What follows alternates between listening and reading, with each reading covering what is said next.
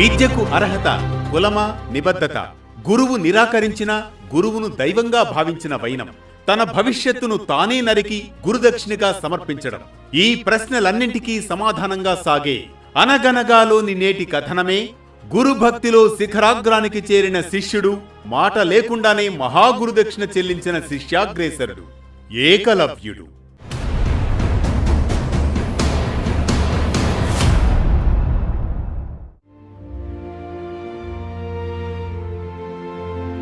అనగనగా అది ద్వాపరయుగంలోని సమయం.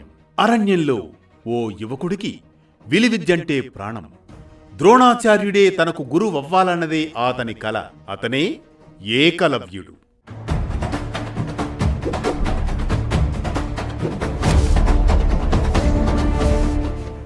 ఏకలవ్యుడు గురువు కోసం అన్వేషణ సాగించే సమయంలో ఒకరోజు ద్రోణాచార్యుణ్ణి కలుస్తాడు ఏకలవ్యుడు. గురుదేవా, గురుదేవా, నన్ను మీ శిష్యుడిగా స్వీకరించండి, విలువిద్య నేర్పించండి గురుదేవా. ఇదిగో ఏకలవ్య, నీవు క్షత్రియుడివి కావు. నీ స్వభావం నియంత్రణలో ఎన్నటికీ ఉండదు. ఈ విద్య నీ చేతిలో ఎప్పటికైనా ప్రమాదకరమే అవుతుంది. అది సమాజానికి హానికరంగా కూడా మారవచ్చు అని చెప్పి తిరస్కరిస్తాడు ద్రోణాచార్యుడు.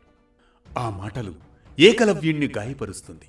ఆయన మనసులో గురువు పట్ల భక్తి అప్పటికీ తగ్గదు. ద్రోణాచార్యుని తిరస్కారంతో ఏకలవ్యుడు ఏమాత్రం చెదిరిపోక తిరిగి అరణ్యానికి వెళ్లి మట్టితో ద్రోణాచార్య ప్రతిమను సృష్టించుకుంటాడు. ఆ ప్రతిమనే తన గురువుగా భావిస్తాడు. తానే స్వయంగా విద్య నేర్చుకోవడం ప్రారంభిస్తాడు. ఈ విధంగా అకుంఠిత దీక్షతో, శ్రద్ధాభక్తులతో విద్యను అభ్యసిస్తూ ఉంటాడు ఏకలవ్యుడు.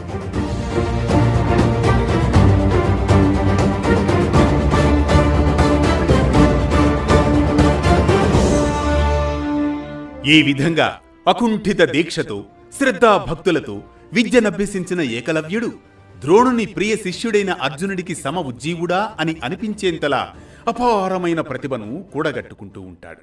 ఇదిలా ఉండగా ద్రోణుడు ఓసారి పాండవులను వేటకు తీసుకువెళతాడు. వారితో పాటు ఓ వేట కుక్క కూడా వెంట వస్తుంది. అది మొరుగుతూ ముందు పరుగెడుతూ ఉంటుంది, దారి చూపిస్తూ ఉంటుంది. ద్రోణులు, పాండవులు దాని వెంట నడుస్తూ ఉంటారు. ఇక అదే సమయంలో ఆ అడవిలో ఏకలవ్యుడు ధనురాభ్యాసం చేస్తూ ఉంటాడు. అడవిలో పరుగులు పెడుతున్న ఆ వేట కుక్క ఏకలవ్యుడు ఉన్న చోటకు చేరుకుంటుంది.